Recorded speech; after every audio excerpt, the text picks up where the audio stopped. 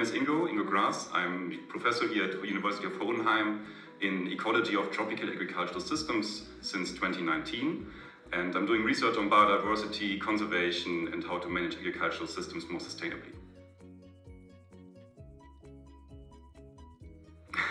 That's a very good question, thanks a lot. So I think a highlight of my research is that we need to be more inclusive and more diverse in agriculture than we are nowadays. So I think a main challenge that we have nowadays is that much of agriculture is actually yield driven and driven with the motivation to increase food production, which in a way of course is sensible because agriculture is all about food production. But in getting there, we've done so much efforts and so much advantage to conventional intensification, big monocultures, big landscapes, homogenized, and we need to actually re-diversify this. And I think my research is mainly about how to make this more diverse and also more socially just, as well as also, just from a conservation perspective as well.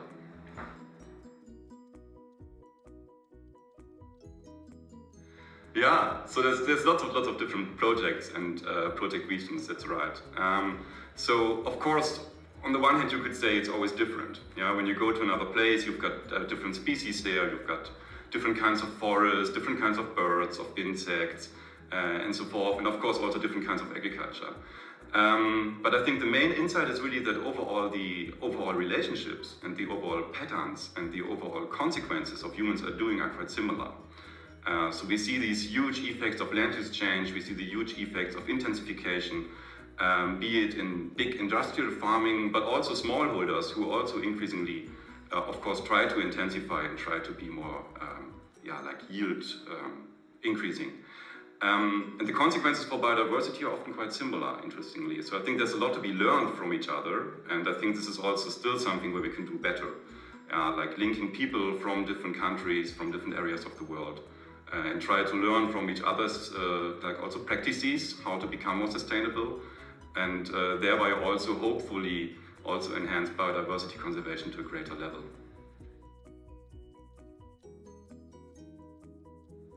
So I think the biggest paradigm shift is that we need to get away from in kind of endless growth and producing more and more.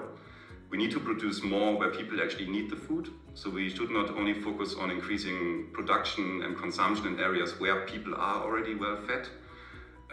We need to think more about the connections between these different regions in the world. So our kind of living here in Europe, which is on a never seen before kind of level, of course comes at the expense of areas in the global south and other parts of the world where all these goods come from.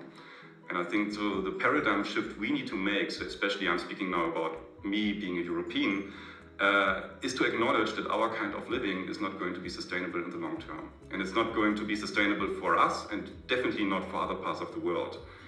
So we need to cut back on our kind of consumption, especially related to meat consumption. But on the other hand, also we need to think about how to lessen also our impacts on countries where we extract these resources from, to have this kind of way of living.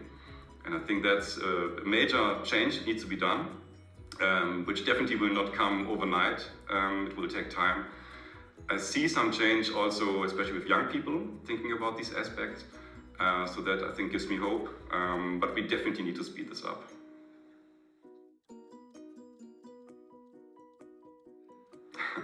So Tropentag to me means interaction, socializing, promoting young students and young scientists, also promoting scientists from parts of the world which normally do not attend conferences because they may not have the means or the money to do that.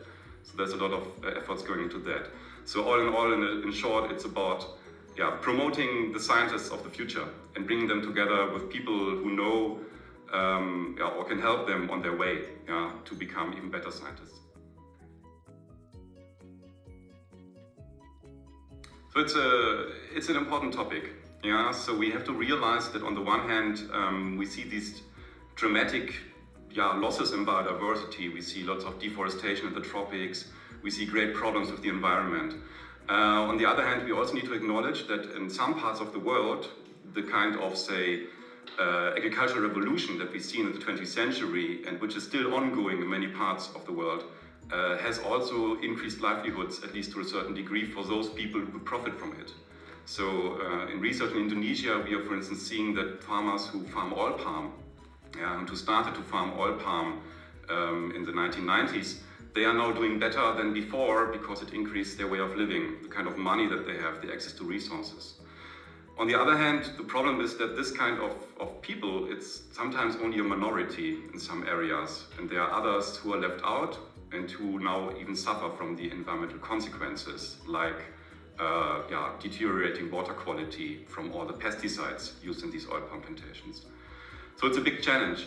On the other hand, what gives me hope is there is also lots of examples of success stories, so where we do not see these trade-offs, but rather we see also solutions which are economically viable, which needs to be the case, as well as ecologically sustainable.